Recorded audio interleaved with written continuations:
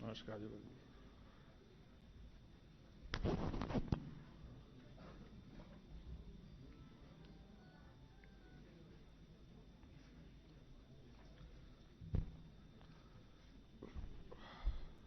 Please settle down हो जाए।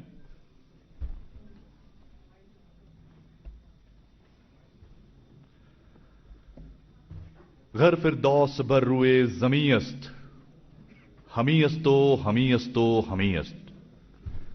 कहा जाता है कि अगर धरती पर कहीं स्वर्ग है तो बस यही है, यही है, यही है।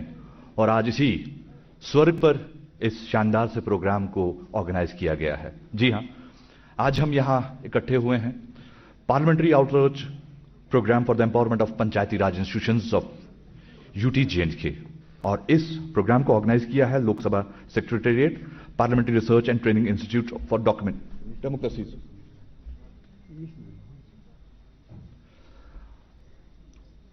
ये प्रोग्राम ऑर्गेनाइज हुआ है और इस प्रोग्राम को आगे बढ़ाने से पहले हम चाहेंगे कि सब लोग अपनी अपनी जगह खड़े हो जाएं नेशनल एंथम के लिए।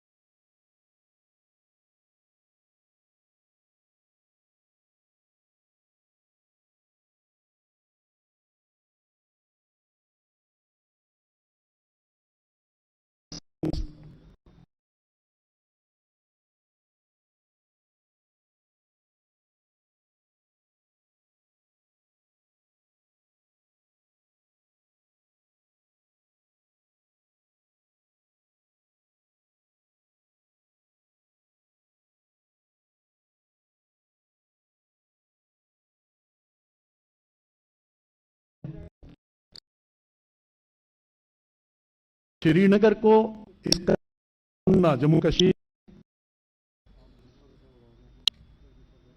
एक बहुत ही वेलकम स्टेप है और मैं महसूस करता हूं इस प्रकार का जो कार्यक्रम है उसकी सबसे ज्यादा आवश्यकता थी वो जम्मू कश्मीर में थी। मैं देख रहा हूं कि हमारे सामने जम्मू कश्मीर का गुलदस्ता है, कश्मीर के चुने हुए नुमाइंदे हैं, जम्मू के नुमाइंदे हैं, और ये एक मौका हमें मिल रहा है। जो इन सेशंस में बातचीत होगी वो तो होगी, हमारा जिम्मेदारी क्या है, कैसे हमने काम करना है, इस प्रकार की जो अनुभवी लोग हैं, रिसोर्स पर्सन्स हैं, वो हमें बताएंगे ही। लेकिन जो आपस में ही एक्शन होगा, जम्मू के कश्मीर के जो नुमाइंदे आपस में मिलेंगे, आपस में बातचीत होगी, और यहां तक कि कश्मीर के अलग अलग जिलों के लोग, जम्मू के अलग अलग के जिलों के लोग आपस में जब वो लोग मिलेंगे, और ये जो संवाद है, इस संवाद की मुझे लगता है कि जम्मू कश्मीर के लिए बहुत ही बड़ी आवश्यकता है। तो ये कार्यक्रम उसके लिए मील का पत्थर बनेगा, ये मुझे पूरा विश्वास है। जब मैं मैं एक इतिहास का विद्यार्थी हूं, जब मैं जम्मू कश्मीर के ऊपर नजर डालता हूं, इतिहास के ऊपर, कि 15 अगस्त 1947 को हम आजाद हुए, हमने लोकतांत्रिक व्यवस्था को स्वीकार किया, और अगर जितने भी लोकतंत्र व्यवस्थाएं हैं, लोकतांत्रिक व्यवस्थाएं हैं, डेमोक्रेसीज हैं, उनके ऊपर अगर हम नजर डालते हैं, तो भारत जो है, मुझे लगता है कुछ जो नौजवान डेमोक्रेसीज हैं उसमें आता है।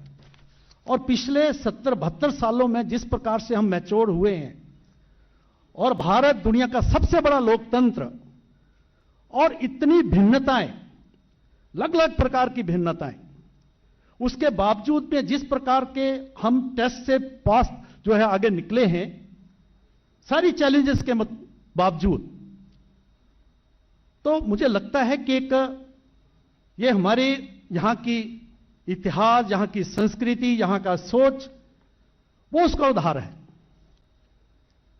लेकिन हम जब जम्मू कश्मीर के ऊपर हम नजर डालते हैं, तो मुझे लगता है यहां लोकतांत्रिक जो व्यवस्थाएं थी हैं, उनका जो उत्थान होना था, वो कंपैरेटिवली धीमी गति से हुआ।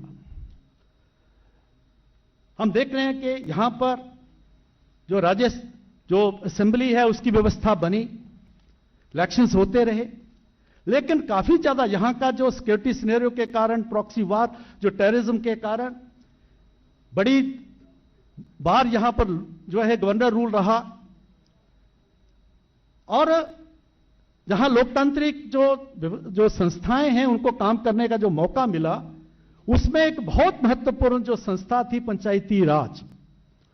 अगर उसके ऊपर हम नजर डालें तो हम देखते हैं कि मैं बचपन में कभी इलेक्शंस हुए होंगे पंचायतों के, लेकिन जो इलेक्शन जो है पहले अटल जी जब आए 23 साल के बाद इलेक्शंस हुए थे यहां पंचायतों के, लेकिन पंचायतें जो थी सरपंचेस के बाद जो है वो कभी आगे बढ़ी नहीं। उसके बाद फिर इलेक्शंस हुए, और बड़ी खुशी की बात है प्रधानमंत्री नरेंद्र भाई मोदी जी की प्रेरणा से, डायरेक्शन से, जिस प्रकार से अभी जो पंचायती राज के इलेक्शंस हुए हैं, और पहली बार जो प्रक्रिया जो थी, जो 3 टायर सिस्टम है, वो कंप्लीट हुआ है, मैं समझता हूं। और जिस तरीके से जो गुलदस्ता यहां पर बैठा हुआ है, जो ग्रास रूट लेवल के नेता जो हैं, गांव से लेकर और जिला तक के जो लोग हैं, चुने हुए नुमाइंदे हैं, जिनका मेन फोकस जो है डेवलपमेंट के ऊपर है, जिसकी जम्मू कश्मीर को सबसे ज्यादा आवश्यकता है, वो आज बैठे हैं। एक बहुत बड़ा, एक मैं कहता हूं कि एक जम्मू कश्मीर के महत्वपूर्ण की बात है ये। भाई और बहनों, दूसरी बात जो मैंने शुरू में कहा कि जम्मू कश्मीर में जहां शांति हो, तरक्की तामीर हो, हम आगे बढ़ें, इसके लिए और जम्मू कश्मीर एक यूनिट के तौर पर रहे। क्योंकि हम अगर 72 सालों के ऊपर नजर डालें, पॉलिटिकल लेवल पर तो हम जो है एक दूसरे से इंटरेक्ट करते थे, लेकिन सामाजिक स्तर के ऊपर, मानसिक तौर पर जम्मू और कश्मीर में जो एक कहना चाहिए कई कारणों के कारण जो भिन्नता नजर आती है, दूरियां नजर आती हैं, मुझे लगता है कि दूसरा ऐसा एरिया है जिसके ऊपर जम्मू कश्मीर के हम लोगों को उस पर फोकस करने की जरूरत है कि जम्मू कश्मीर एक यूनिट रहे, आपस में दूरियां कम हो, आपस में हम मिलें और जम्मू कश्मीर के शांति, तरक्की और तामीर के लिए हम आगे बढ़ें। इसके लिए जरूरत है कि हम आपस में हमारा इंटरेक्शन हो, और उसके लिए मुझे लगता है जैसे मैंने पहले कहा, ये जो कार्यक्रम है उसके लिए एक मील का पत्थर जो है साबित हो सकता है, लेकिन मैं समझता हूं ये शुरुआत है, ये शुरुआत है। आने वाले वक्त में जो लीडरशिप यहां पर उभर रही है, जिस प्रकार से गांव गांव के स्तर के ऊपर और लोकतंत्र का जो बेसिक स्पिरिट है कि पार्लियामेंट लेवल पर, असेंबली लेवल पर तो हम ठीक है, हमारा चल रहा है, लेकिन जब तक आम लोगों को जोड़ने के लिए जो आवश्यकता है वो इसकी आवश्यकता है, इस प्रकार के प्रक्रिया की आवश्यकता थी जो आज ये शुरू हुई है। इलेक्शंस के बाद यहां पर लोग जो है सीधे फंड्स जो है गांवों में जा रहे हैं, आम आदमी तक पहुंच जा रहे हैं। ये मुझे लगता है कि जम्मू कश्मीर के तरक्की, तामीर और शांति व्यवस्था के लिए, हमारी एकता के लिए एक बहुत बड़ा जो है ये मील पत्थर साबित होगा। इसके लिए मैं आप सभी को शुभकामनाएं देता हूं और आपका धन्यवाद करता हूं कि आपने मुझे मौका दिया कि मैं आपके सामने थोड़ा सा अपने जो है विचार प्रकट कर सकूं। बहुत बहुत शुक्रिया। बहुत बहुत शुक्रिया श्री निर्मल कुमार सिंह जी का। और अब मैं डॉक्टर फारूक अब्दुल्ला साहब से गुजारिश करूंगा, मेंबर ऑफ पार्लियामेंट लोकसभा, कि वो आज के दिन अपने ख्यालात का इजहार करें। जोरदार तालियां डॉक्टर फारूक अब्दुल्ला साहब की।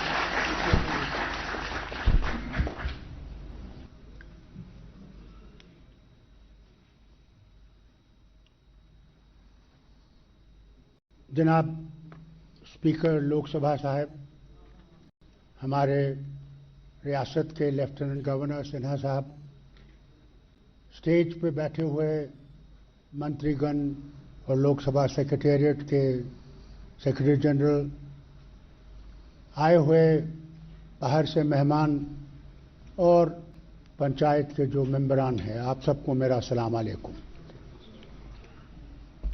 पंचायत राज, मुझे याद है कि जब हम हुकूमत में आए तो एक नया पंचायत राज बनाना पड़ा। उसके लिए मैं पहले उन लोगों को याद करना चाहता हूं जिन्होंने इसमें हमारी मदद की। एक जॉर्ज मैथ्यू थे, आज भी जिंदा हैं। उन्होंने हमें इसकी तरफ तवज्जो दिलाई और हमारी मदद की। और उस वक्त हमारे मंत्री प्यारेलाल हंडू साहब, जो आज जिंदा नहीं हैं, वो राथर साहब और शफी उड़ी साहब को मैंने, गवर्नर साहब, भेजा। सबसे बड़ी रियासत हिंदुस्तान की कर्नाटका में बहुत शानदार पंचायती राज कायम किया गया था। तो हम गए उनका वो मसवदा देखने के लिए, और उसी के तरीके पे हमने यहाँ पे पंचायती राज का एक इंतज़ाम रखा। और 3 टियर थे, आज भी 3 टियर हैं। मेरे वक्त में इलेक्शन हुए, बहुत मुश्किल वक्त था, बहुत ज़बरदस्त यहाँ पे आतंकवाद था, कई लोग मारे गए, हमारे मिनिस्टर मारे गए, मगर हम लोग डटे रहे कि ये करना है। 2 टियर का तो हमने इलेक्शन किया। तीसरे टियर में लेफ्टिनेंट गवर्नर साहब और स्पीकर साहब, हमारी एक मुश्किल आ गई। एमएलएज ने कहा कि हमारा और जो इसका चेयरमैन बनेगा उनका फिर क्या रहेगा काम, फिर तो हमारे लिए मुश्किल हो जाएगी। तो मैं आपको क्या बताऊं, खुदा ही रहम करे इस वतन पे और मुल्क पे कि ऐसी हालत हो गई। आप सुनिए पहले, हालत ऐसी हुई कि it was very difficult, extremely difficult, but we managed. And then the next election was held when Umar was chief minister. He held the first tier, but the difficult situations arose. The other tiers could not be held. Thank God, you have become members of this panchayat. It's not an easy job. Don't take it as a sort of a gift from God. You have to work hard. You have to be part of the people, and you have to face the crisis that we are facing today. Don't live in cuckoo world and think everything is honky-dory. We still face militancy. And God knows what will happen in future. Therefore, Governor Saab, one of the most important things that we have to look after is the security of these panchayat members. Because they will be the first target. Politicians will be target. We are target anyway. Who stand with the nation will have to face those crises. Don't run away. God is the only protector. First I'll tell you. Allah के सिवा कोई माबूद नहीं है, और अल्लाह जो है वही मौत देने वाला है और वही जिंदगी बख्शने वाला है। मगर उसके साथ साथ, क्योंकि डीजी साहब भी यहां बैठे हुए हैं, मैं जानता हूं आपके पास इतनी फोर्स नहीं होगी, मगर करना पड़ेगा। कल ही मुझे सीपीआई के टुकरू साहब कह रहे थे तो वो घर में है, उनकी सिक्योरिटी की कमी है, इससे पहले कि वो मारे जाएं इसका ख्याल रखा जाए। अगर हम वतन के साथ खड़े हैं तो वतन की भी जिम्मेवारी है कि हमारी हिफाजत का ख्याल रखें, और साथ साथ अगर आपने इनको कामयाब करना है जो यहां बैठे हुए हैं, तो उसके लिए साधन भी देना बहुत जरूरी है। सिर्फ कागज पे लिख के नहीं, कागज में तो बहुत लिख के आता है, मगर अमलन होना चाहिए। मैं जानता हूं मुल्क की कमियां हैं, कोरोना वायरस ने बड़ी मुश्किलें डाली हैं, फाइनेंसेस पे बहुत मुश्किलें डाली हैं, मगर wherever there is will, there is a way. And that is very vital, Lieutenant Governor Sahab, very vital that they must have those finances. Otherwise, they will be torn by the people and they'll say, ये बिल्कुल बेकार हैं, निकम्मे हैं, ये कुछ कर नहीं सके। मगर आपसे भी कहूंगा कि ईमानदारी अपनाइएगा, क्योंकि यहां आपको जवाब मत देना पड़े, मगर जहां हमने जाना है वहां आप कुछ बोल नहीं सकेंगे, आपकी चमड़ी बोलेगी। अल्लाह के सामने जब आपका हिसाब होगा और मेरा हिसाब होगा, उसके लिए सोचिएगा। ये दुनिया बहुत कम वक्त की है, 100 साल 200 साल भी अगर आप जिए, मगर जाना वहां है। उस जिंदगी को भी याद रखा करें कि वहां भी जाना है। बदमाशी, शराबनोशी और बुराइयां, उसकी तरफ नहीं जाइएगा, और ये सोच के काम करिएगा कि मैं इंसान के लिए नहीं, मैं अल्लाह के लिए काम कर रहा हूं, क्योंकि हर इंसान के अंदर वो बसा हुआ है। साथ साथ ये भी आपसे कहूं, India is a diverse nation. I am from Kashmir. मेरे में और मद्रासी में, या जिसको आज चेन्नई कहते हैं, क्या कॉमन है? न खाना कॉमन है, न पहनना कॉमन है, न मौसम कॉमन है। वहां 30 डिग्री से नीचे आता नहीं, यहां तो अल्लाह ही रहम करे -6 हो जाता है, और हमारे इलाकों में जो द्रास वगैरह है वहां तो -30 हो जाता है। तो हमारे बहुत डाइवर्सिटी है। इसी तरह बंगाल या महाराष्ट्र या यूपी या बाकी इससे ले लीजिए। और क्या चीज हमें मिलाती है? एक वो इरादा कि हम लोग इकट्ठे इस वतन को बना सकेंगे। अकेले वतन बन नहीं सकता, एक मजहब से नहीं बन सकता। इट्स अ डाइवर्स नेशन, और जब तक आप डाइवर्सिटी को प्रोटेक्ट नहीं करोगे तब तक ये वतन बचेगा नहीं। मजहब नहीं सिखाता आपस में बैर रखना, हिंदी है हम वतन है हिंदुस्तान हमारा, मगर उसके लिए कुर्बानी भी देनी है। आसान नहीं है, आसान नहीं है।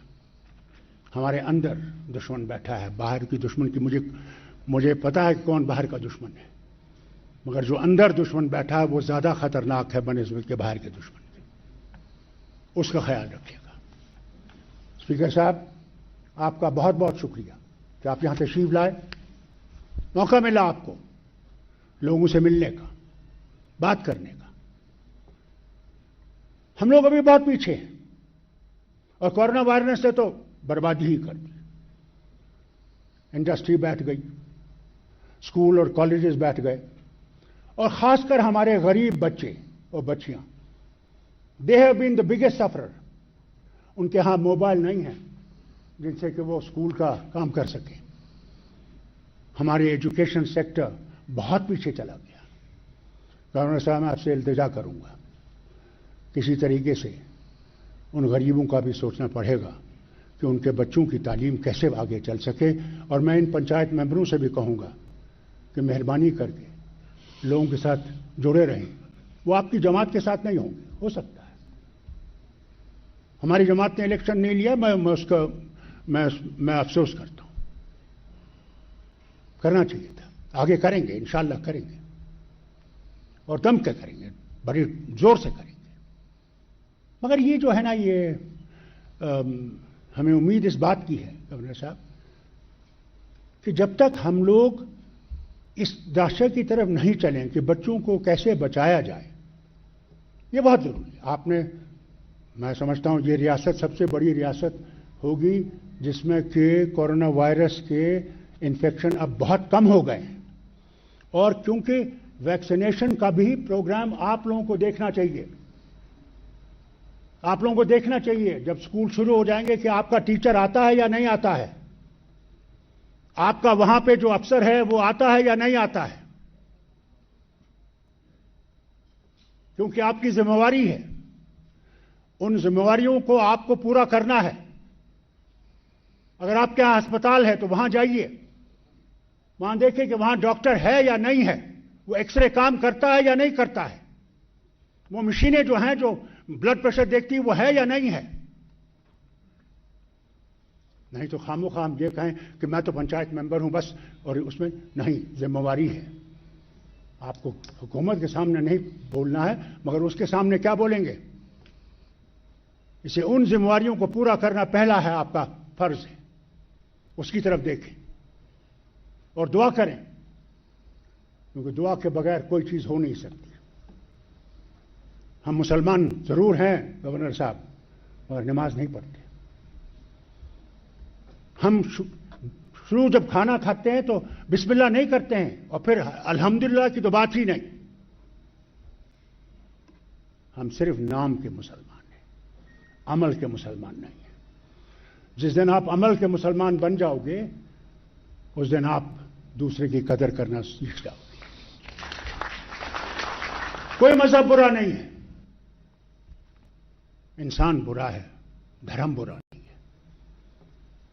मगर जब हम धर्म को इस्तेमाल करते हैं बुराई की तरफ, तो हम अपने आप को बर्बाद करते हैं, उसको नहीं, क्योंकि वो देख रहा है। इससे गुजारिश करूंगा, अब आप आए हो, चंद साल रहोगे, फिर लोगों के पास जाना होगा। तब क्या करोगे जब तुमने काम नहीं किया होगा? उस चीज की हर वक्त यादाश्त रखो, और टेलीफोन उठाया करो। मेरे तो गवर्नमेंट अफसरों से भी ये शिकायत है, वो टेलीफोन नहीं उठाते, जैसे कि भूत लटका है उनके ऊपर अगर किसी को उनको टेलीफोन आ जाए। लेफ्टिनेंट गवर्नर साहब, इसकी तरफ तवज्जो दीजिएगा। अपने अफसरों को कहिएगा कि इंसान जब टेलीफोन करता है, मैं कोई भी टेलीफोन करता है मैं उठाता हूं।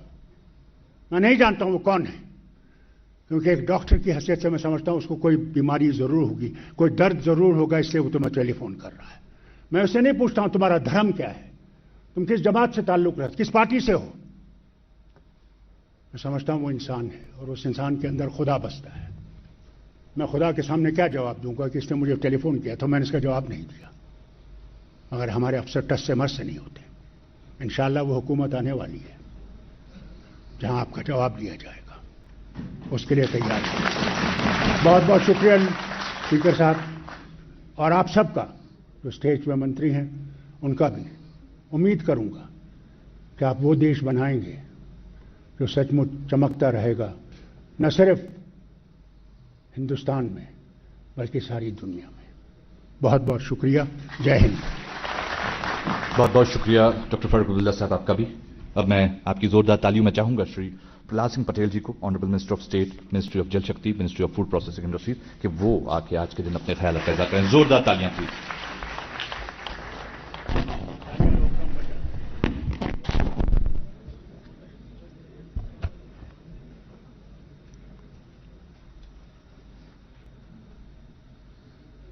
जम्मू कश्मीर के इस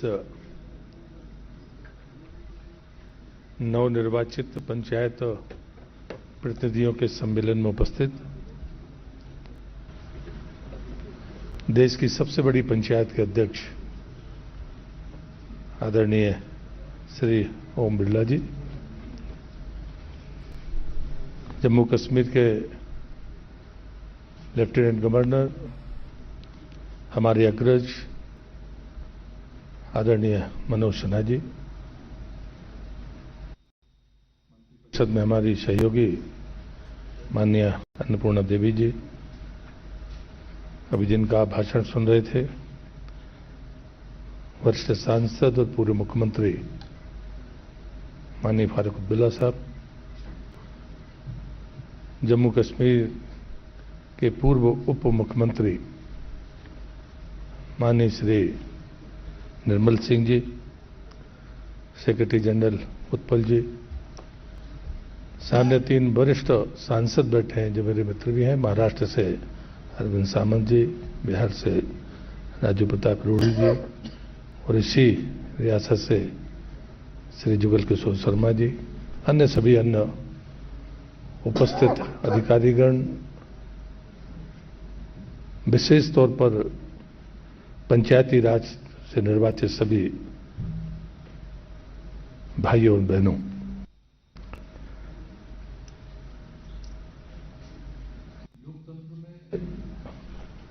जो दरिया है पंचायती राज का या लोकतंत्र की जो ताकत है, ये नीचे से ऊपर की तरफ बहती है। और मुझे लगता है कि आज का दिन बहुत महत्वपूर्ण दिन है। एक तरफ नीचे पंचायत के प्रतिनिधि यहां मौजूद हैं और देश की जो सबसे बड़ी पंचायत है उनके अध्यक्ष आज आपसे संवाद करेंगे। ऐसे अवसर जीवन में कम आते हैं। मैं लोकसभा अध्यक्ष जी को भी बधाई देता हूं और आपको भी बधाई देता हूं, क्योंकि लोकतंत्र में पंचायती राज सिर्फ चुनाव नहीं है, एक जीवन पद्धति है जिसमें हम खुद सब मिलकर अपना प्रतिनिधि चुनते हैं और इस बात का एहसास करते हैं कि सरकार हमारी है और उसके माध्यम से हम समस्याओं को देखेंगे और समाधान करेंगे। लोग समस्याएं गिनाने के लिए शायद दायरे से बाहर जाकर अपनी बात करते होंगे, लेकिन उसकी पहली जो शर्त है जो गांधी ने कही थी, आत्मनिर्भरता उसकी नींव है कि मैं अगर किसी भी संस्था का प्रमुख हूं तो क्या मैं उसको स्वावलंबी बना सकता हूं। मैं अपने संसाधनों के सामर्थ्य से अपने आने वाली पीढ़ी को भी ये आश्वस्ति दे सकता हूं कि जैसा मैंने जीवन जिया उससे बेहतर जीवन वो जी पाए, और साथ में अपने प्राकृतिक संसाधनों का दोहन मैं उतना ही करूं ताकि संतुलन के साथ में वो चीजें लंबे समय तक हमारे साथ में चल सके। और इसलिए पंचायती राज सिर्फ चुनाव नहीं है, उसकी चुनाव एक पहली सीढ़ी है, एक जीवन पद्धति है, और ये जीवन पद्धति गांव से लेकर संसद भवन तक जाती है। और मुझे लगता है आज की इस गोष्ठी में हम सब इसी का आत्मावलोकन करेंगे तो मुझे लगता है इस कार्यक्रम की सफलता होगी, सार्थकता होगी। दूसरा तरीका यह है कि अभी हम फारूक साहब की बात सुन रहे थे। इंग्लैंड के एक बड़े दार्शनिक हुए हैं मॉन्टेग्यू मोर, क्योंकि मैं अगर श्रुति और स्मृति की बात करूंगा तो शायद रास्ता कहीं और चला जाएगा, इसलिए जानबूझकर मैं इनको कोट कर रहा हूं। ये बात हमारी श्रुति और स्मृतियों में और ताकत के साथ रखी गई है। उन्होंने कहा कि 3 प्रकार के लोग आमतौर पर होते हैं। कुछ लोग ज्ञानी या अच्छे हम जिनको कहते हैं वो होते हैं, लेकिन वो सक्रिय नहीं होते। वो सक्रिय न होने के कारण उनके ज्ञान का, उनकी क्षमताओं का, उनकी अच्छाइयों का समाज को लाभ नहीं मिलता। दूसरे वो कहते हैं जिनको शालीन भाषा में लोग अज्ञानी कहते हैं, कोई दूसरा शब्द उपयोग करेंगे तो विवाद का कारण बनेगा, लेकिन वो सक्रिय होते हैं और उसका परिणाम समाज भुगतता है और नुकसान ही होता है। और इसलिए समाज में अगर मजबूती लानी है तो हम सबकी कोशिश यही होनी चाहिए कि अच्छे लोग, ज्ञानी लोग, विद्वान सक्रियता के समाज में भागीदारी करेंगे तो निश्चित रूप से समाज का भला होगा। और श्रुति और स्मृति का अगर मैं संदर्भ करूं तो एक पंक्ति में हमारे मनीषियों ने लिखा है, यदि अच्छाई चुप हो जाएगी तो बुराई चौथे वेग से बढ़ेगी। तो मुझे लगता है कि हम जितने लोग भी यहां पर बैठे हैं अतीत से सीखें। अतीत के कष्ट होंगे, अतीत का दुख होगा, अतीत की विफलताओं पर हम कई बार रंज करते होंगे, लेकिन मुझे लगता है कि उनसे सीख लेकर हमें आगे बढ़ना होगा। और मैं फारूक साहब से भी कहूंगा कि आपकी बात से हम लोग संसद में भी सुनते हैं और सीखते हैं, यहां पर भी हमने बात सुनी है, लेकिन मुझे लगता है जो तीसरा वर्ग है उसको ताकत अगर मिली है तो बाकी संसाधन हम सब उपलब्ध कराएं, ये सबसे बड़ी जरूरत है। मैं कल जल जीवन मिशन के एक कार्यक्रम में गया था। मुझे तो खुशी हुई जब लोग कहते पाए गए, और मैंने कहा कि कोई पास में नहीं जाएगा, उनके पास सीधे माइक जाना चाहिए। जब वो गर्व के साथ कहते हैं कि जल जीवन मिशन ने हमारी जिंदगी को बदल दिया, स्कूल आंगनबाड़ी में भी पीने की पाइपलाइन वहां पहुंच गया, तो मैंने पूछा कि वास्तव में पहुंच गया? तो उन्होंने कहा हाँ वास्तव में पहुंच गया। मैंने दूसरा प्रश्न किया, क्या लोग पानी लेते हैं तो पैसा देते हैं?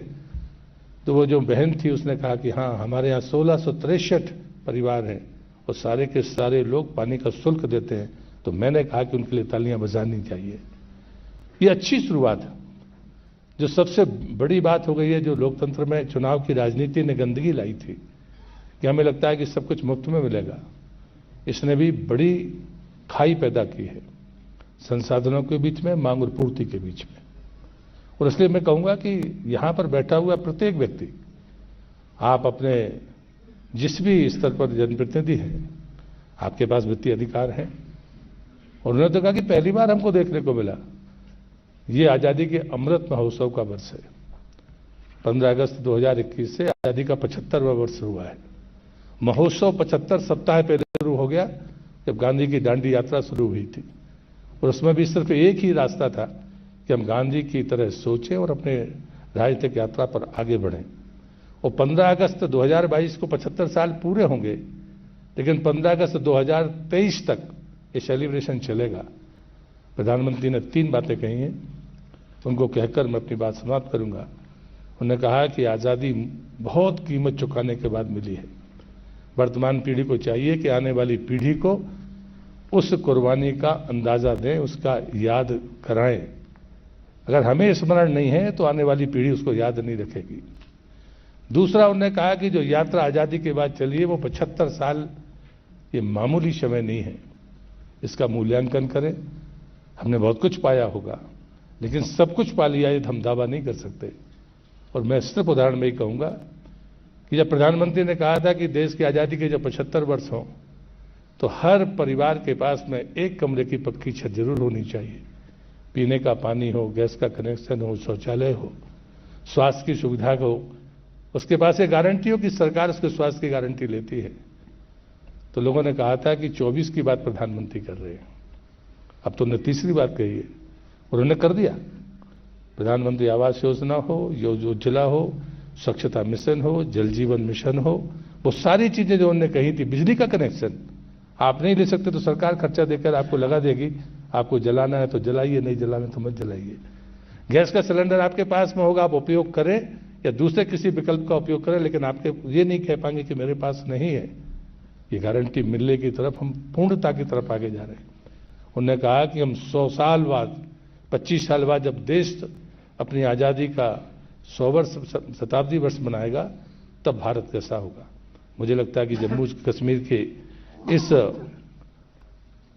कार्यक्रम में हम उसी शताब्दी वर्ष की चिंता करें कि 25 साल बाद जब देश की आज़ादी के 100 वर्ष होंगे तो मैं कहाँ रहूँगा, मेरे आने वाली पीढ़ी कहाँ पर होगी।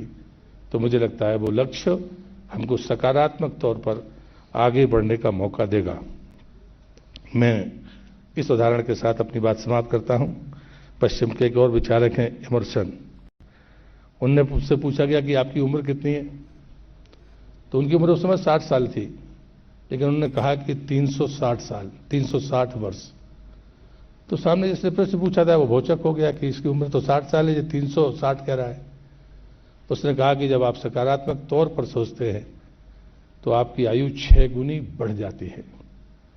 और मुझे लगता है, मैं ईश्वर से यही प्रार्थना करता हूं कि जो आपकी आयु है वो 6 गुनी बढ़े, और 6 गुनी बढ़ने का सिर्फ एक ही आधार है, हम सकारात्मक सोचें, अच्छा सोचें, सफलताओं को स्वीकार करें, विफलताओं को सामने रखें, याद कर रखें, उन्हें भूल रखना।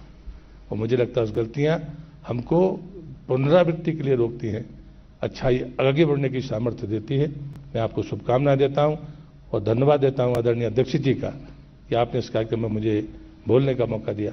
बहुत बहुत धन्यवाद। वंदे मातरम। बहुत बहुत शुक्रिया सर आपका भी। हमारे मुल्क की जो हुकूमत है वो अवाम की हुकूमत है, उसे अवाम चलाती है, अवाम के ही हाथों हुकूमत चलती है और अवाम की बहबूद के लिए चलती है। और जिस मुल्क की हुकूमत अवाम से चले वो हुकूमत रोए ज़मीन से कभी नाबूद नहीं हो सकती। वो हुकूमत तब तक चलती रहेगी जब तक रोए ज़मीन टिकी हुई है यहां पर। तो जोरदार तालियां हमारी हुकूमत के लिए और इस सोच के लिए कि हमने अवाम की हुकूमत बनानी है, अवाम की हुकूमत चलानी है। अब आपकी जोरदार तालियों में मैं गुजारिश करूंगा हमारे लेफ्टिनेंट गवर्नर श्री मनोज सिन्हा साहब से कि वो देश पर आकर आज के दिन पर अपने इजहार करें अपने ख्यालात का।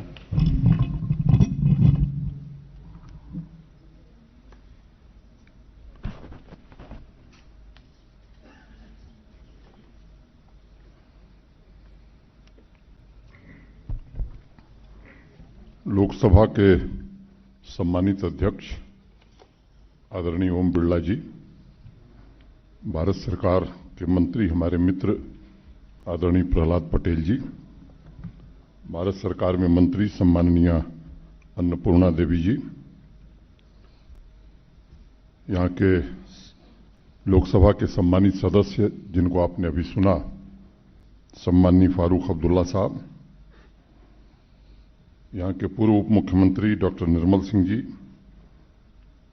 लोकसभा के सेक्रेटरी जनरल श्री उत्पल कुमार सिंह जी, हमारे मित्र जो मेरे सामने बैठे हैं, बिहार से लोकसभा के सदस्य माननीय राजीव प्रताप रूडी जी, मेरे मित्र और महाराष्ट्र से सांसद श्री अरविंद सावंत जी,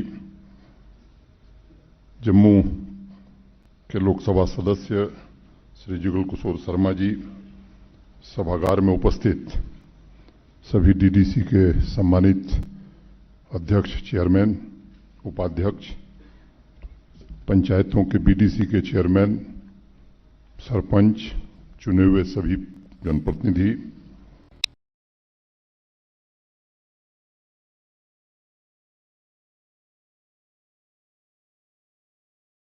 जम्मू ड्यूटी के मुख्य सचिव डॉक्टर अरुण मेहता जी, यहाँ के पुलिस महानिदेशक दिलबाग सिंह जी, भारत सरकार और संघ राज्य क्षेत्र के सभी अधिकारीगण, मीडिया के मित्रों, देवियों, सज्जनों,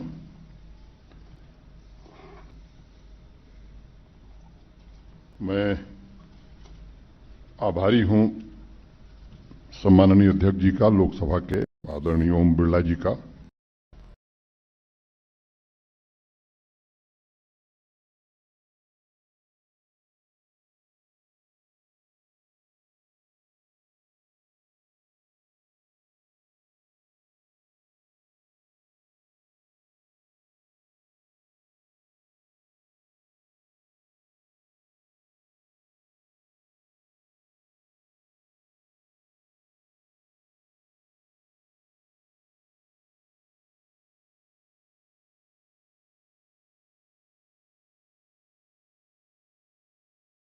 हर जनपद 5 लोगों को ठीक हुआ।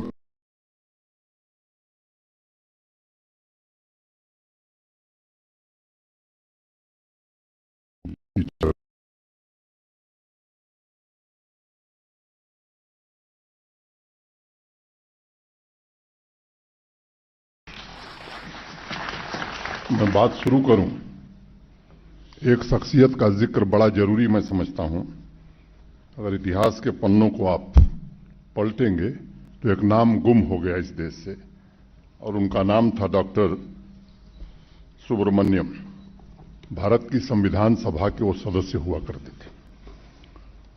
बापू के स्वराज दर्शन को याद करते हुए 22 नवंबर 1948 को डॉक्टर सुब्रमण्यम ने एक बात कही थी। वो बात मैं आपके सामने उद्धृत करना चाहूंगा। भारत माता अपने संविधान को जन्म देगी तथा उसमें अगर कोई चेतन तत्व, माने अलाइव कॉन्शियस एलिमेंट होगा, तो वह ग्राम पंचायत होगी और पंचायती राज व्यवस्था होगी। एक दूसरा नाम लेना भी आवश्यक है, हरि विष्णु कामत जी का। आप सबको पता है, नेताजी सुभाष चंद्र बोस के अभिन्न सहयोगी थे। 19 नवंबर 1949 के दिन संविधान सभा में हो रही बहस के दौरान कामत साहब ने कहा कि ये पंचायती व्यवस्था कोई आज की व्यवस्था नहीं, वैदिक काल से चली आ रही व्यवस्था है, और विकेंद्रित लोकतंत्र ही एकमात्र ऐसी व्यवस्था है जिससे हमारे देश को विकास के रास्ते पर आगे बढ़ाया जा सकता है और जनता का कल्याण हो सकता है। कामत साहब आगे कहते हैं कि भौतिक साम्यवाद की बजाय लोग आध्यात्मिक साम्यवाद, स्पिरिचुअल कम्युनिज्म भी इसे कह सकते हैं। इस बात पर उन्होंने बड़ा बल दिया था। मित्रों, इन दो शक्तिशाली शख्सियतों का जिक्र मैंने इसलिए किया कि जब हमारे देश का विधान बन रहा था तब पंचायतों के संगठन को स्वशासन के रूप में देखा गया था। विधान का जो आधार था उसे ग्राम पंचायत माना गया था, और आवश्यक यथाशक्ति उनसे मिले, उसे अधिकार प्राप्त हो, इसकी कोशिश आजादी के बाद से ही हमारे देश में शासन करने वाले अनेक लोगों ने की। अगर मैं देश के प्रथम राष्ट्रपति डॉक्टर राजेंद्र बाबू की बात करूं तो उनके शब्दों में पंचायती व्यवस्था को विधान का आधार बनाकर ढांचा नीचे की नींव से आरंभ होना चाहिए और ऊपर जाना चाहिए। किन्हीं कारणों से ये व्यवस्था देश में हो या यहां हो, ऊपर से नीचे ही चल रही थी। कई जगह लोगों ने संशोधन किए, प्रयास हुए, काफी कुछ बदला है पिछले दिनों में, और मेरा दृढ़ मत है कि सुशासन, आत्मनिर्भरता का संपूर्ण ढांचा और विकास पंचायती राज संस्थानों से ही हो सकता है, कोई दूसरा संस्थान नहीं कर सकता है। बाकी का भी अपना महत्वपूर्ण योगदान है, विधानसभाएं हैं, लोकसभाएं हैं, लेकिन अगर विकेंद्रित ढंग से पूरे देश में एक ऐसा सशक्त ढांचा खड़ा करना है विकास का, तो मुझे लगता है कि पंचायती राज संस्थाओं का मजबूत होना और जिम्मेदारी से काम करना ये सबसे आवश्यक है।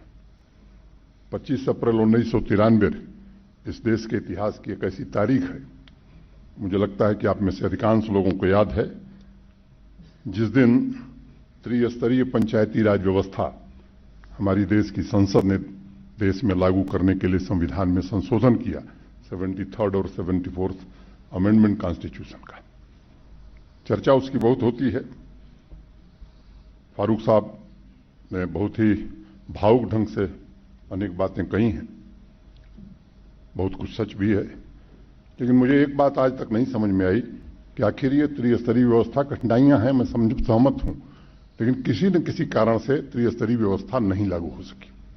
मैं आभारी हूं देश के सम्माननीय प्रधानमंत्री डॉक्टर नरेंद्र मोदी जी का, जिनके निर्देश के कारण जम्मू कश्मीर में 3 टियर पंचायती राज सिस्टम लागू किया गया।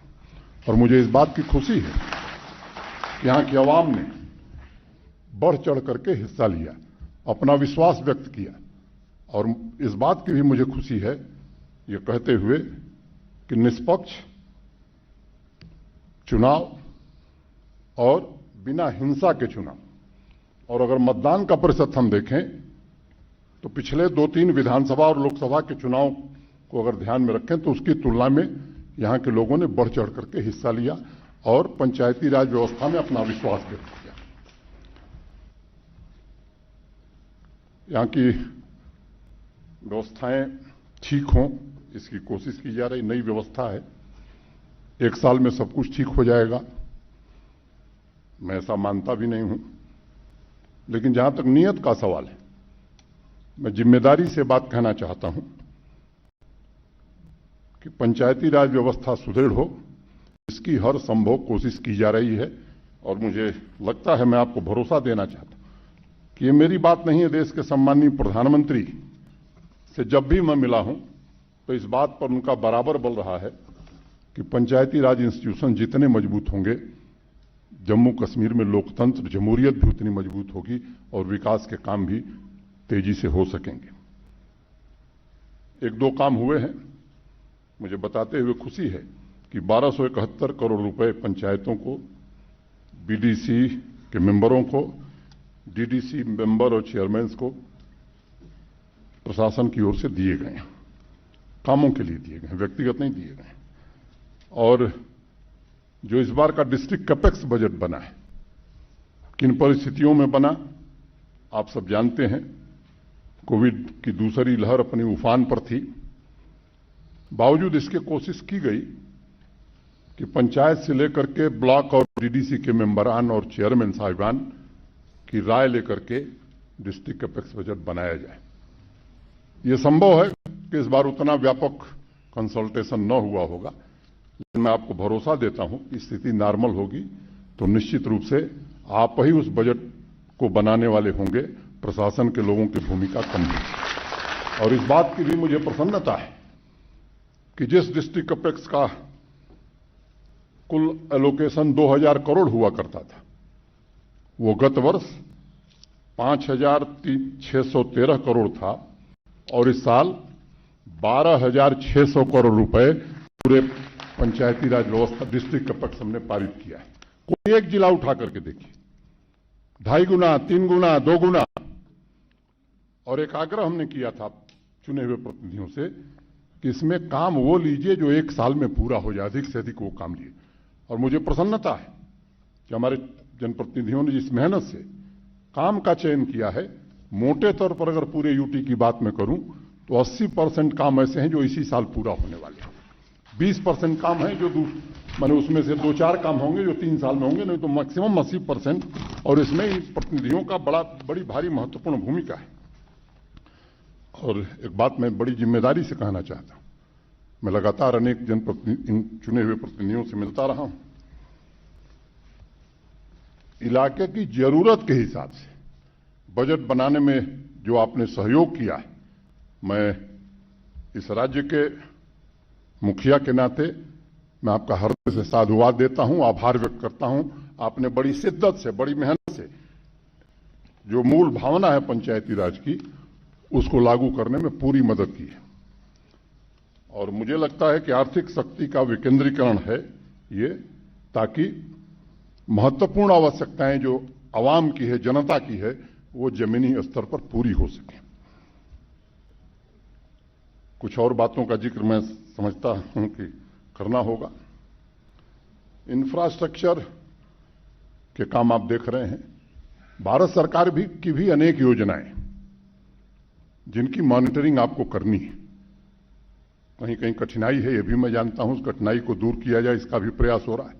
और मैं आपको आश्वस्त करना चाहता हूं कि ये सभी काम आपकी देखरेख में हो। ये आदत अब लोगों को बनानी पड़ेगी और मुझे लगता है कि इससे ही इफेक्टिव इंप्रूवमेंट कार्य प्रणाली में आ सकता है।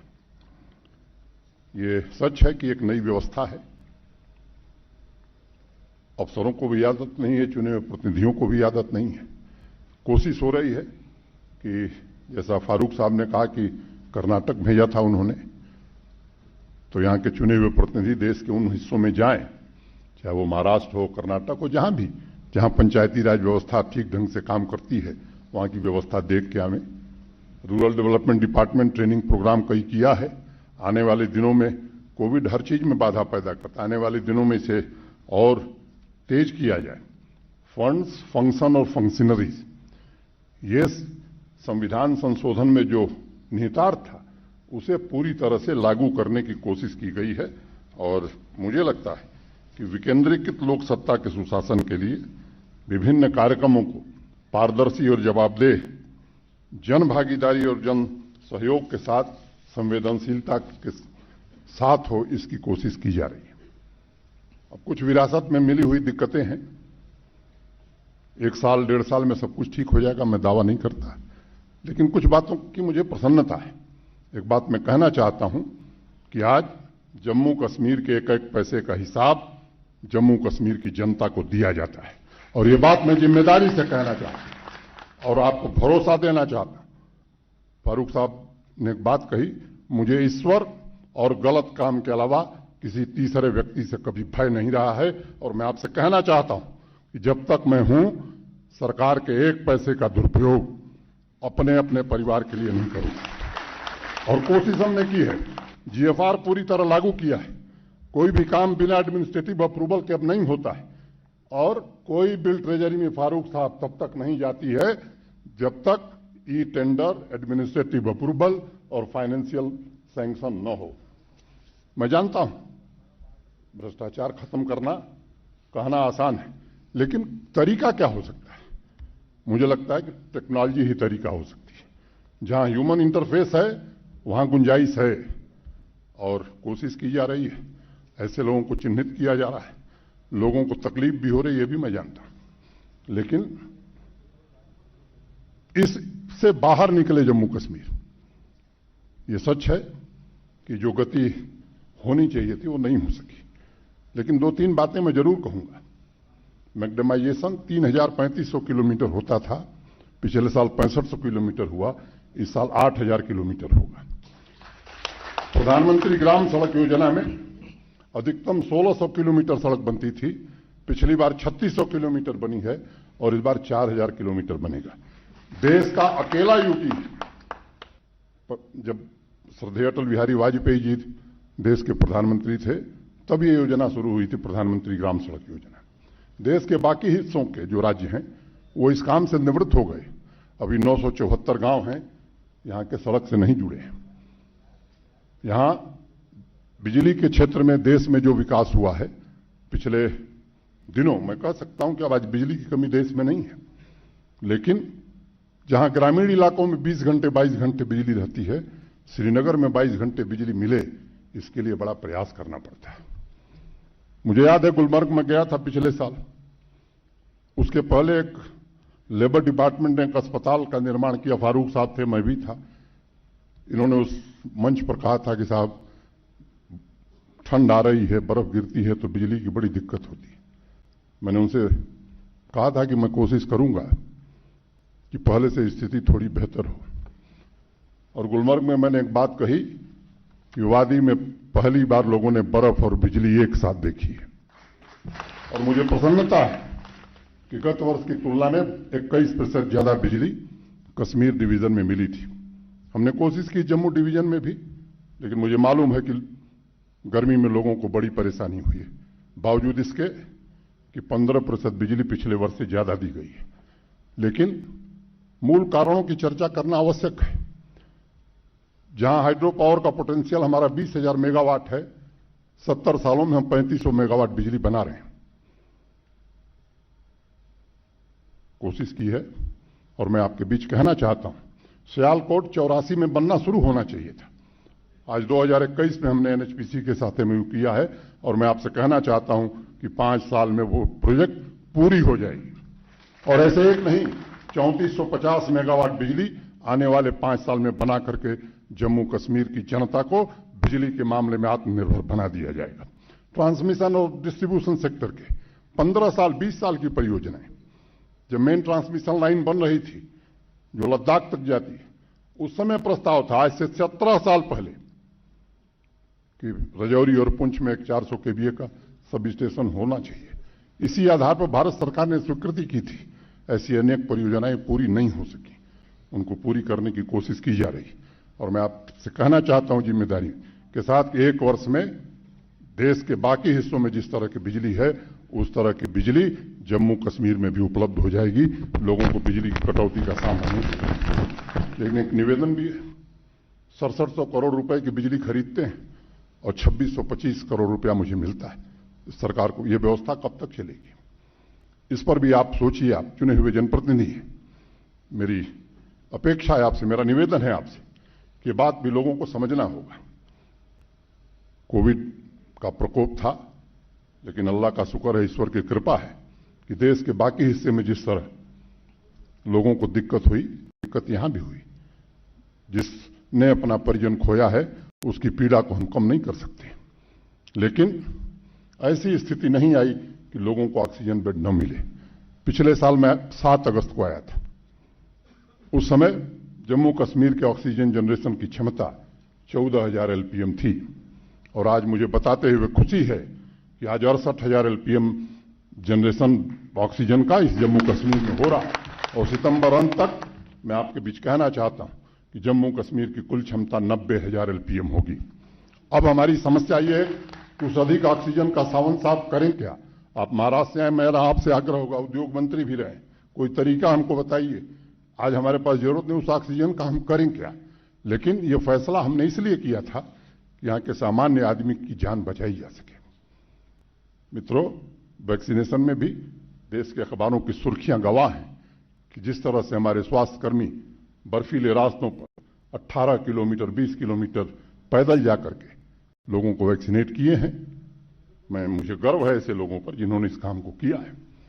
और आज 45 वर्ष से ऊपर के आयु वर्ग के 100% लोगों का पहला डोज लग गया है और मोटे तौर पर दूसरा डोज भी अब आधी आबादी का हो गया है। इसके ऊपर 18 से 44 आयु वर्ग के जो लोग हैं उसमें भी 40% से ऊपर हम पहुंच गए हैं। हम कोशिश कर रहे हैं कि सितंबर अंत तक जम्मू कश्मीर यूटी की पूरी आबादी का 65%, चाहे वो बच्चा नौजवान हो चाहे हमारे बुजुर्ग हो, पूरी तरह से वैक्सीनेट हो जाए। कॉलेज, स्कूल और विश्वविद्यालय खुलें, इसके लिए एक अनिवार्य शर्त तय की गई है कि सभी टीचर वैक्सीनेटेड होंगे और 18 वर्ष के ऊपर के बच्चों को वैक्सीन लगा करके जल्द से जल्द हम कॉलेज और यूनिवर्सिटी शुरू करना चाहते हैं ताकि पठन पाठन का वातावरण अच्छे ढंग से बनाया जा सके। अनेक सारी बातें हैं, ये समय नहीं है कि मैं विस्तार में जाऊं। इंडस्ट्री की बात फारूक साहब ने करी है, उसका जिक्र करना जरूरी है मुझे लगता है। भारत सरकार ने एक नई इंडस्ट्रियल स्कीम जम्मू कश्मीर के लिए स्वीकृत किया और मैं आभारी हूं विशेष रूप से देश के गृह मंत्री श्रीमान अमित शाह जी का, जिन्होंने व्यक्तिगत रुचि लेकर के उस स्कीम में ऐसे प्रोविजन किए हैं जिसके कारण आज की तारीख में 25,600 करोड़ रुपए के प्रस्ताव, और वो प्रस्ताव जिन्होंने पैसा जमा किया है कि हमको जमीन दी जाए, हमारे पास लंबित हैं, जिसमें से 4600 करोड़ रुपए की स्वीकृति हो गई है। और मैं आपसे कहना चाहता हूं कि आने वाले 6 महीनों में ये सभी प्रस्ताव स्वीकृत करके इंडस्ट्री और इन्वेस्टमेंट का काम शुरू हो जाएगा। और दूसरा उसका जो पक्ष है, ये पहली बार हुआ कि कश्मीर डिवीजन में भी उतने के ही प्रस्ताव हैं। केवल 700 करोड़ का ज्यादा है जम्मू डिवीजन में। कश्मीर डिवीजन और जम्मू डिवीजन दोनों में बराबर के प्रस्ताव आए। पहले मैंने अनुमान किया था, जब बैठक हुई थी तो मुझे लग रहा था 25-30 हजार करोड़ का इन्वेस्टमेंट आएगा, 4-5 लाख नौजवानों को रोजगार मिलेगा। लेकिन आज मैं बड़े विश्वास से कहना चाहता हूं कि मुझे लगता है कि 1.5 साल में कम से कम 50 हजार करोड़ का इन्वेस्टमेंट जम्मू कश्मीर में आएगा और 10 लाख युवाओं को रोजगार मिलेगा। कोशिश है। और हमारे चुने हुए प्रतिनिधियों की समस्याओं से मैं वाकिफ हूं। मैंने कहा कि नई व्यवस्था है, बढ़िया कार्यालय नहीं है, डीडीसी चेयरमैन साहिबान का बढ़िया घर भी नहीं है, सुरक्षा की दिक्कतें यहां आमतौर पर हैं। जो संसाधन है हमारे पास, हम कोशिश कर रहे हैं और हम आपको भरोसा देना चाहते हैं कि आपका आवास, आपकी सुरक्षा, बाकी चीजें, मैं कुछ पिछली बार मैंने कश्मीर के साथियों के साथ जब बैठक की थी, कुछ मुद्दे उठे थे, उनका निराकरण कर दिया गया है। जम्मू के साथियों के साथ बैठना नहीं हो पाया है, सितंबर महीने में उनके साथ भी बैठक करूंगा। और मैं निश्चित रूप से ये कहना चाहता हूं कि आप पंचायती राज व्यवस्था मजबूत हो, इसके लिए जो कुछ करना होगा वो निश्चित ही किया जाएगा। उसके लिए मैं पूरी तरह से प्रतिबद्ध हूं। मुझे उम्मीद है कि आने वाले जम्मू कश्मीर के निर्माण में आपकी महत्वपूर्ण भूमिका निश्चित रूप से हमें मदद करेगी और जम्मू कश्मीर में एक नया वातावरण बनाने में आप सबका सहयोग आवश्यक है। अगर आंकड़े हम देखें तो 4290 पंचायतों में 1408 हमारी बहनें हैं। हमारे ऐसे लोग जो सोचते नहीं थे कि हमें भी अवसर मिलेगा, जिनको हम कहते हैं कि बड़े लंबे समय से उपेक्षित थे, वो भी आज सक्रिय रूप से भागीदार हैं, विकास के कामों में अपनी महत्वपूर्ण भूमिका का निर्वहन कर रहे हैं, अध्यक्ष के नाते, सरपंच के नाते, बीडीसी चेयरमैन के नाते। और अनेक लोगों से मैं मिलता रहा और मैं कहना चाहता हूं कि अधिकांश हमारे जो जनप्रतिनिधि इतनी मेहनत से जनता की सेवा में जुटे हैं, जिसकी जितनी तारीफ की जाए मुझे लगता है कि वो कम होगी। मुझे याद है प्रधानमंत्री जी ने बारामूला जिले के नारवा ब्लॉक के चेयरमैन मोहम्मद इकबाल साहब से खुद बात की थी। मैं उनको बधाई देता हूं। और प्रधानमंत्री जी ने उनसे कहा था कि सरकार के सभी डिपार्टमेंट के साथ मिलकर के जागरूक करने का दायित्व आप पर है। और उन्होंने मास्क बांटने से लेकर के अनेक इस तरह के काम किए। और कोविड में जिस तरह की हेजिटेंसी थी वैक्सीनेशन में, देश में थी, दुनिया में थी और यहां भी चरम सीमा पर थी, लेकिन आज वैक्सीनेशन में सफलता हमें मिली है काफी हद तक। तो उसमें सबसे बड़ा योगदान इन चुने हुए जनप्रतिनिधियों का है, हमारे पंचायती राज संस्थाओं का। एक धमोर पंचायत है, वहां की एक सरपंच है शिल्पा दुबे, मैं कभी मिला था उनसे, और जिस शिद्दत से वो काम कर रही हैं, मुझे पूरा भरोसा है कि हमारे सभी सरपंच, डीडीसी के मेंबरान, बीडीसी के मेंबरान, चेयरमैन इसी जन भागीदारी की भावना के साथ जम्मू कश्मीर के विकास को गति देंगे। और महिला शक्ति ने जिस तरह से अग्रणी भूमिका का निर्वहन किया है, मैं उनको प्रणाम करना चाहता हूं। हिंदी साहित्य में बड़े साहित्यकार हुए सावंत साहब प्रेमचंद जी, नाम मुझे लगता है कि अधिकांश लोग जानते हैं। तो मुंशी प्रेमचंद जी की कहानी एक थी पंच परमेश्वर, और उसमें उन्होंने कहा कि पंचों के दिल में खुदा बसता है और पंचों के मुंह से जो बात निकलती है वह खुदा की ही बात मानी जाती है। और इसलिए ये बड़ी भारी जिम्मेदारी है। इस जिम्मेदारी का हम एहसास करें और इस व्यवस्था को आगे बढ़ाने में मदद करें, ये मेरा आप सबसे आग्रह है। चलते चलते रूडी साहब हैं, इसलिए उनको एक शेर मुझे समर्पित करनी होगी। इस शेर के साथ मैं अपनी बात खत्म करूंगा। बुलंदी पर पहुंचना है तो पैदा खाक सारी कर, बुलंदी पर पहुंचना है तो पैदा खाक सारी कर, बड़ा बनने की ख्वाहिश है तो इज्जो इंस कारी कर। फकल आगे नजर रखने में गिर जाने का खतरा है तो पीछे देख कर चलने की नादा होशियारी कर, नादा होशियारी कर। बहुत बहुत धन्यवाद। जय हिंद, जय भारत। फिर से मैं माननीय लोकसभा अध्यक्ष जी को, हमारे जो दिल्ली से आए हैं, गुस्ताखी हो गई, क्षमा करेंगे, उन सबका मैं जम्मू कश्मीर में हृदय से अभिनंदन करना चाहता हूं। अपनी ओर से, यहाँ के अवाम की तरफ से, चाहे रूडी जी हों, सावंत साहब हों, लोकसभा सेक्रेटेरिएट के लोग हैं, हमारे मंत्रीगण हैं, और भी जो लोग इस कार्यक्रम में, भोले साहब अभी दिख नहीं रहे हैं, बहुत लोगों का नाम मैंने देखा है, उन सबका मैं दिल की गहराइयों से स्वागत करता हूं। नमस्कार, जय भारत। सर बहुत बहुत शुक्रिया। आप सबको बताना चाहेंगे, आप सब जो यहाँ आज इकट्ठे हुए हैं, आप उस सोच में इकट्ठे हुए हैं जो सोच हमारे ऑनरेबल स्पीकर लोकसभा श्री ओम बिरला जी की है। ये वो ख्वाब है जो उन्होंने देखा था और आज इस ख्वाब को अमली जामा पहनाया है प्राइड ने। और यहाँ कश्मीर में अगर वादी की हम बात करें, प्राइड का साथ दे रहे हैं department of rural development, Panchayati Raj, government of Jammu and Kashmir. और यहाँ जितने लोग हैं, इससे कई गुना ज्यादा लोग वेब लिंक के जरिए इस वक्त जुड़े हैं इस प्रोग्राम में, हजारों की तादाद में। और साथ ही साथ दूरदर्शन कशीर, डीडी कशीर इसको लाइव टेलीकास्ट दे रहे हैं। और अब हमारे आज के चीफ गेस्ट श्री ओम बिरला जी यहां पर आज के दिन अपने ख्यालात का इज़हार करेंगे। फारूक साहब की अभी एक शिकायत थी कि तालियां बहुत कम बजी हैं, तो डॉक्टर साहब की शिकायत को हम दूर कर दें। जोरदार तालियां प्लीज।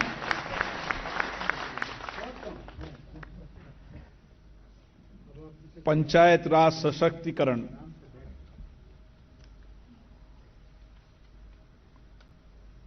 के इस कार्यक्रम में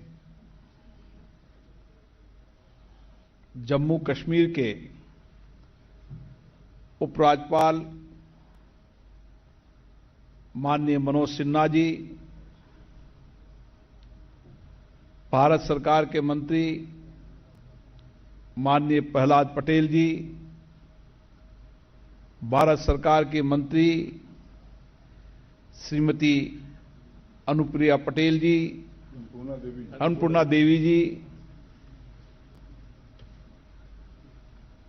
इस राज्य के पूर्व मुख्यमंत्री, श्रीनगर के सांसद डॉक्टर फारूक अब्दुल्ला जी, इस राज्य के पूर्व उप मुख्यमंत्री श्री निर्मल सिंह जी, इस कार्यक्रम में पधारे सांसद राजीव प्रताप रूडी जी, अरविंद सावंत जी, जुगल किशोर जी, रामप्रीत मंडल जी, और इस कार्यक्रम में पधारे डीडीसी के चेयरमैन, वाइस चेयरमैन, डीडीसी के सदस्य, बीडीसी के चेयरमैन सदस्य, हल्का पंचायत के सरपंचगण, मैं आप सबका अभिनंदन करता हूं, स्वागत करता हूं।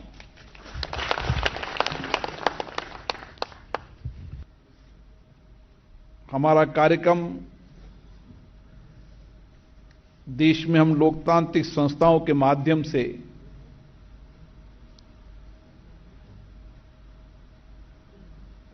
किस तरीके से लोगों की जिंदगियों को बेहतर कर सकते हैं, हमारी पंचायतें जवाबदेही हो, जवाबदेही के साथ काम करे, हमारी पंचायतों के फंक्शन सुचारू रूप से चले, इसकी चर्चा संवाद के लिए यहां पर आए हैं।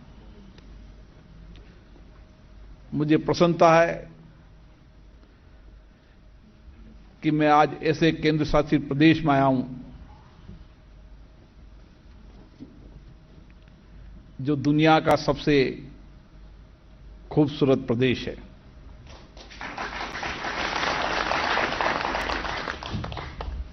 हम इसे धरती का स्वर्ग कहते हैं।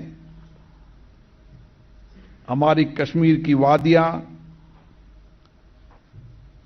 यहां की झीलें, यहां की प्राकृतिक सौंदर्य और विशेष रूप से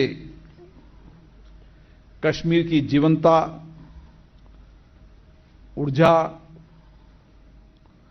और उसके साथ यहां के लोगों की शालीनता, देश के प्रति प्रतिबद्धता और संकल्प शक्ति, ये यहां की खूबियां हैं। जम्मू कश्मीर अब शांति, समृद्धि और प्रगति की ओर बढ़ रहा है। यहां की लोकतांत्रिक संस्थाएं और सशक्त हो, मजबूत हो, इसके लिए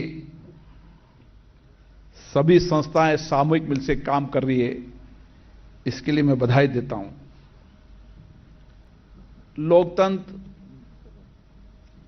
हमारी जीवन पद्धति में है। लोकतंत्र हमें आजादी के बाद नहीं मिला। लोकतंत्र इस देश की प्राचीन संस्कृति और सभ्यता है।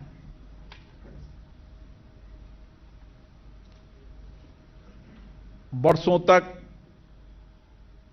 हमारे गांव के अंदर लोकतंत्र जीवन की पद्धतियां हैं। हमारे हर कार्य में लोकतंत्र बसा है और यही कारण है कि प्राचीन काल में भी जब निर्णय होते थे तो सामूहिक निर्णय होते थे, सबकी सहमति से निर्णय होते थे और उस निर्णय को सभी लोग मानते थे। ये परंपराएं हमारे हमेशा रही है। आज भी दुनिया के अंदर शासन चलाने की सबसे महत्वपूर्ण पद्धति मानी जाती है तो लोकतंत्र है। और इस लोकतंत्र में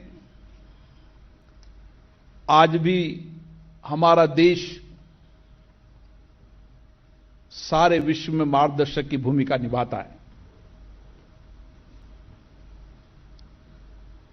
हमने आजादी के 75 साल में चल रहे हैं। इस 75 साल में हमारा लोकतंत्र और सशक्त हुआ है, मजबूत हुआ है।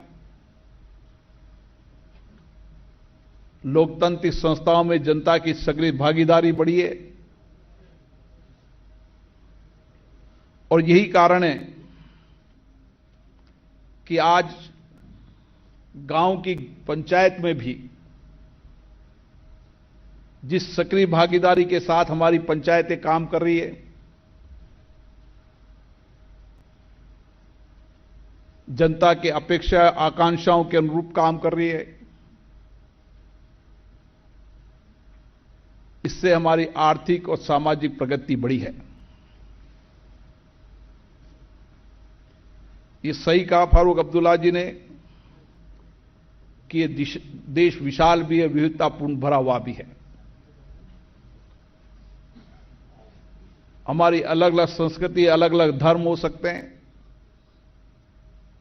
हमारा खान पान, रहन, हमारी भौगोलिक स्थितियां अलग अलग है, लेकिन विविधता को जोड़ने का काम करता है तो लोकतंत्र करता है।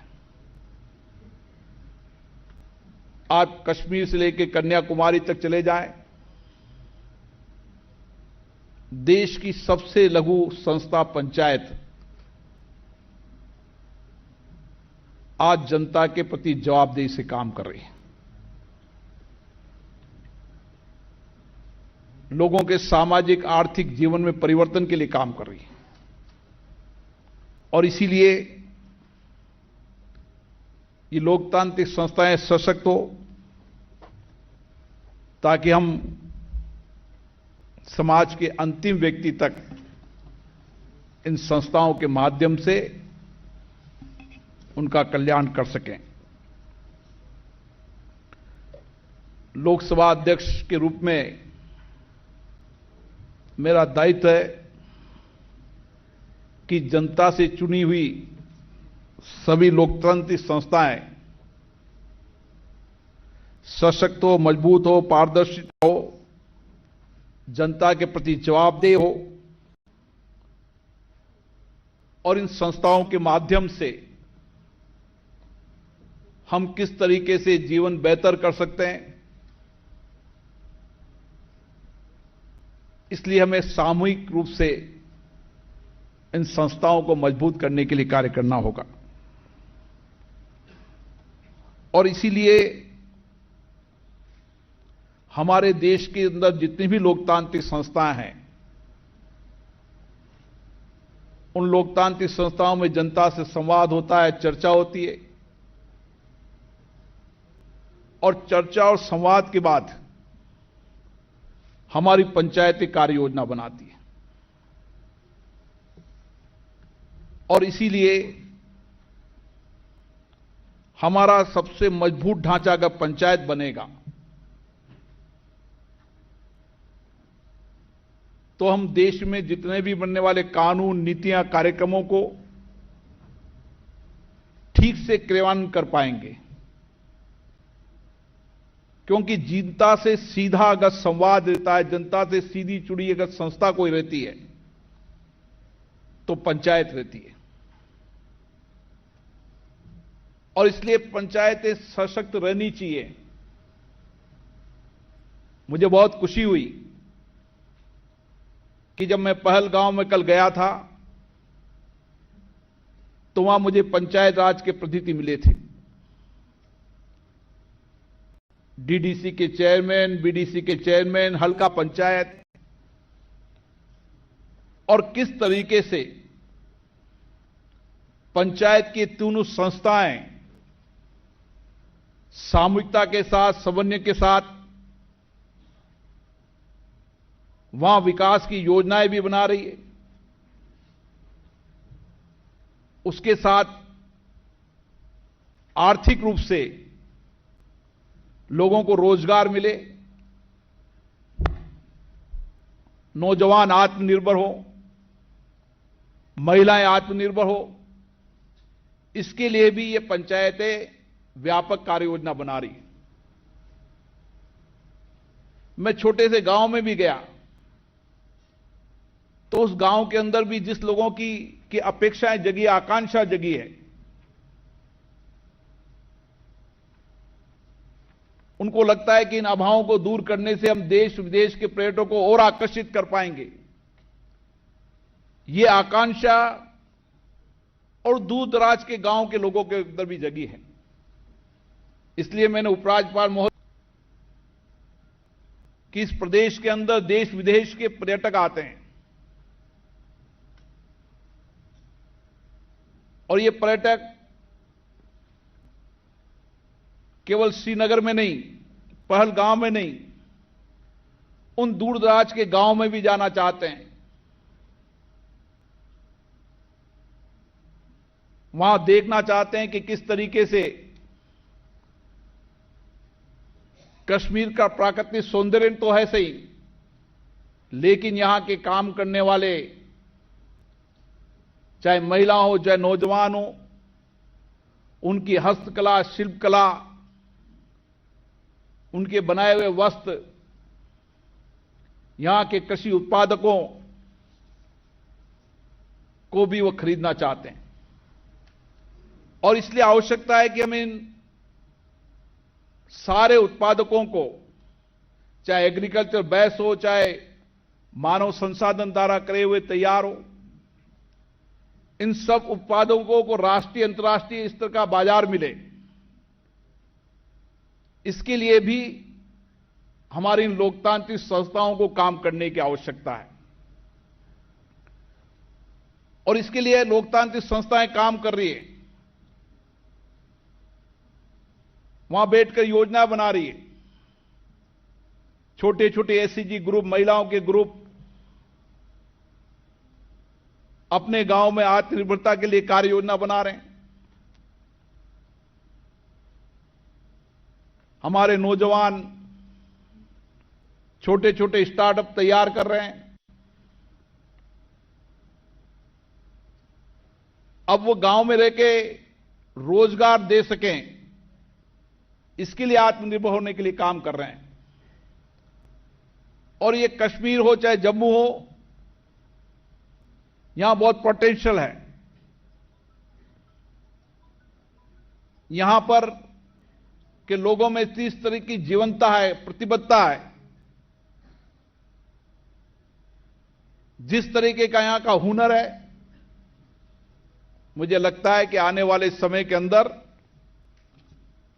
हम रोजगार की दृष्टि से भी इस प्रदेश को अग्रिम पंक्ति पर ले जाने में सक्षम होंगे। साथियों,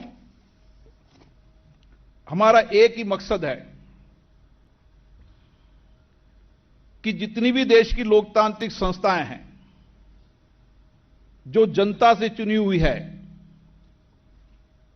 उन संस्थाओं के अंदर लोगों की सक्रिय भागीदारी तो हो सही, लेकिन उनकी बैठक, उनकी कार्रवाई सुचारू रूप से चले, जनता की अपेक्षाएं, आकांक्षाओं की वहां चर्चा हो, संवाद हो। नीतियां और कार्यक्रम बनाते समय देश की सबसे बड़ी पंचायत को देश की सबसे छोटी संस्था पंचायत के सुझाव मिले, ताकि उस जनभावनाओं की अपेक्षा, आकांक्षाओं के आधार पर देश में नीतियां बनेगी, कार्यक्रम बनेंगे, कानून बनेंगे, तो उससे देश की जनता का कल्याण होगा। ये सही कहा मनोज सिन्हा जी ने कि अब काम नीचे से चलना चाहिए। जब तक हमारी छोटी इकाई ग्राम पंचायत की लोकतांत्रिक संस्थाएं सशक्त नहीं होगी, मजबूत नहीं होगी, हम देश के अंदर लोकतंत्र को सशक्त और मजबूत नहीं कर सकते। और इसीलिए हम पूरे देश के अंदर इन संस्थाओं के मजबूत करने के लिए कार्यक्रम बना रहे हैं, योजना बना रहे हैं, आपके साथ संवाद करते हैं, चर्चा करते हैं, देश के अन्य राज्यों के साथ संवाद करते हैं, चर्चा करते हैं। सारे जनप्रतिनिधि, पंचायत राज के सब राज्यों के जनप्रतिनिधि आपस में चर्चा करें, संवाद करें, बेस्ट प्रैक्टिसेज को अपनाने का काम करें। अपने अपने गांव में जिस तरीके का विकास उन्होंने किया है, आदर्श पंचायतें बनाई, आदर्श गांव बनाए, उन विचारों, अनुभव को साझा करें। ये देश के लोकतंत्र की ये विशेषता है कि हम विचारों, अनुभवों को साझा करते हैं और अच्छी बेस्ट प्रैक्टिस को अपने यहां भी अपनाते हैं। और यही हम सामूहिकता से काम करने की आवश्यकता है। जब देश की सभी लोकतांत्रिक संस्थाएं अपने अपने संस्थाओं में किए गए अच्छे कामों, अनुभवों को साझा करेगी,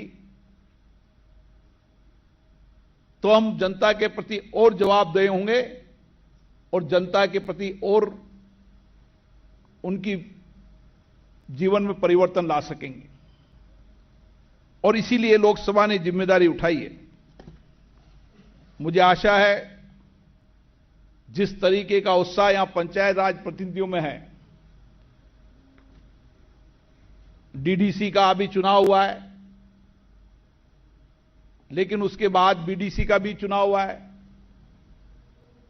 लेकिन सभी संस्थाओं के जनप्रतिनिधियों में जिस तरीके का उत्साह है, उमंग है, काम करने की दृढ़ इच्छा शक्ति है, प्रतिबद्धता है, उनके मन में विचार है कि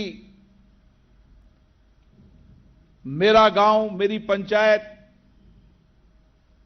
मेरा क्षेत्र विकास की दृष्टि से आगे हो, यह आकांक्षा उनके मन में जागी है।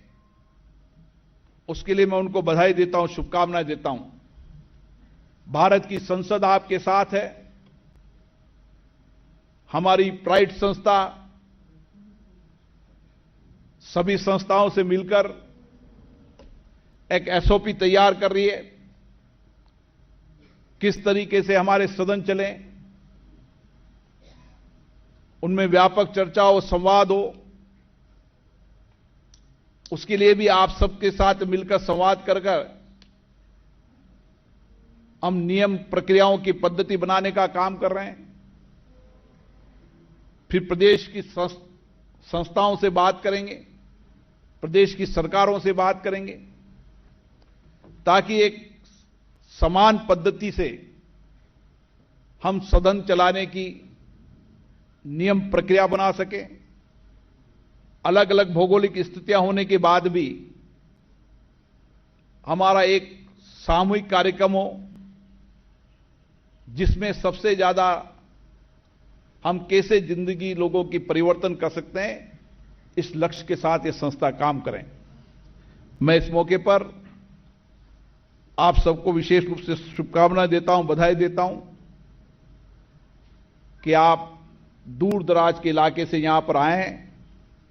निश्चित रूप से ये कार्यक्रम आप में नई ऊर्जा देगा, कार्य करने की नई प्रेरणा देगा। आप नई ऊर्जा, नए उत्साह के साथ अपने लोगों की बेहतरीन के लिए काम करेंगे, उनकी जिंदगियों को बदलने के लिए काम करेंगे और उनके साथ मिलकर समाज के सामाजिक आर्थिक विकास के परिवर्तन करने में सहयोग करेंगे। आप सभी को बहुत बहुत धन्यवाद। जय हिंद। बहुत बहुत धन्यवाद। आप सबको बताना चाहेंगे कि अभी अभी हमारे साथ कुछ और मेहमान जुड़े हैं, जिसमें हमारे Shri Ramdas Athawale ji, honourable minister of state, ministry of social justice and empowerment जुड़े हैं, और हमारे साथ अभी अभी जुड़े हैं Shri Jagdambe Pal ji, chairman standing committee on urban development. आप दोनों का बहुत बहुत इस्तेकबाल। अब इस सोच पर, जो सोच हमारे ऑनरेबल स्पीकर की है, उस सोच पर बस इतने दो लाइनें कहना चाहूंगा कि मैं अकेला ही चला था जानबे मंजिल मगर, मैं अकेला ही चला था जानबे मंजिल मगर, लोग साथ मिलते गए और कारवां बनता गया। और हमें उम्मीद है ये कारवां बहुत देर तक चलेगा। अब मैं ऑनरेबल स्पीकर लोकसभा श्री ओम बिरला जी से गुजारिश करूंगा कि वो खड़े हो जाएं, और यहां पर एक छोटा सा फेलिसिटेशन का सेरेमनी है, कुछ मोमेंटोज फेलिसिटेट करने हैं, सेलिब्रेट करने हैं यहां पर, तो आप प्लीज खड़े हो जाएं ताकि आज के दिन यहां पर ये मोमेंटोज डिस्ट्रीब्यूट किए जाएं। तो पहला मोमेंटो जो है वो दिया जाएगा श्री मनोज सिन्हा जी को, honourable lieutenant governor UT Jammu and Kashmir. जोरदार तालियां। ये मोमेंटो हमारे चीफ गेस्ट श्री ओम बिरला जी देंगे। सर, ये आपके लिए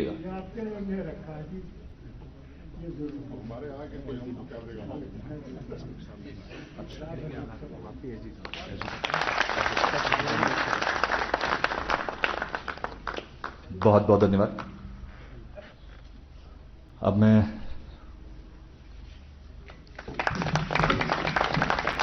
गुजारिश करूंगा सेक्रेटरी जनरल लोकसभा श्री उत्पल कुमार सिंह जी से।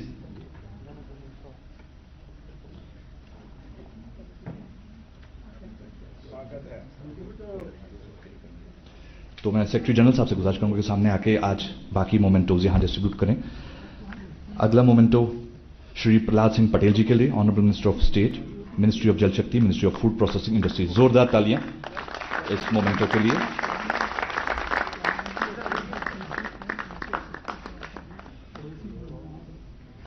तीसरा मोमेंटो श्री रामदास अठावले जी के लिए, honourable minister of state, ministry of social justice and empowerment.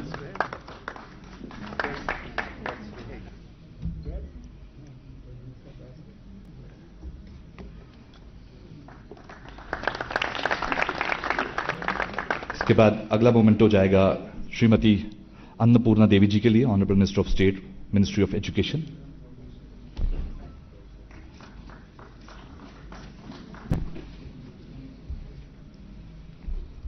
ये श्रीमती अन्नपूर्णा देवी जी के लिए मोमेंटो।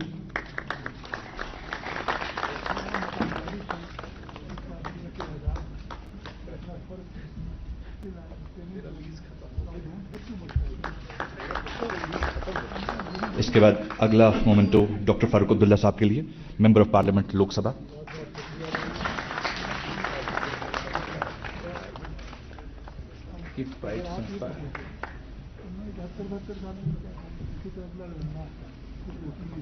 और इसके बाद अगला मोमेंटो श्री निर्मल कुमार सिंह जी के लिए, farmer deputy chief minister Jammu and Kashmir.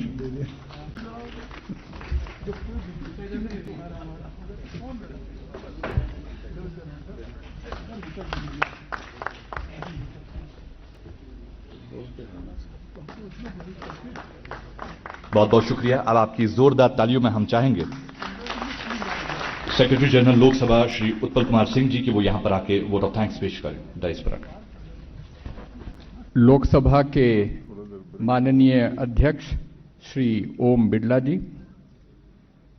माननीय उपराज्यपाल union territory of Jammu and Kashmir Shri Manoj Sinha ji, माननीय केंद्रीय राज्य मंत्री श्री प्रहलाद सिंह पटेल जी, माननीय केंद्रीय राज्य मंत्री श्री रामदास अठावले जी, माननीय केंद्रीय राज्य मंत्री श्रीमती अन्नपूर्णा देवी जी, श्रीनगर के माननीय मेंबर ऑफ पार्लियामेंट जनाब डॉक्टर फारूक अब्दुल्ला जी, यहाँ उपस्थित सभी माननीय सांसदगण, श्री निर्मल कुमार सिंह जी जम्मू एंड कश्मीर के पूर्व उप मुख्यमंत्री,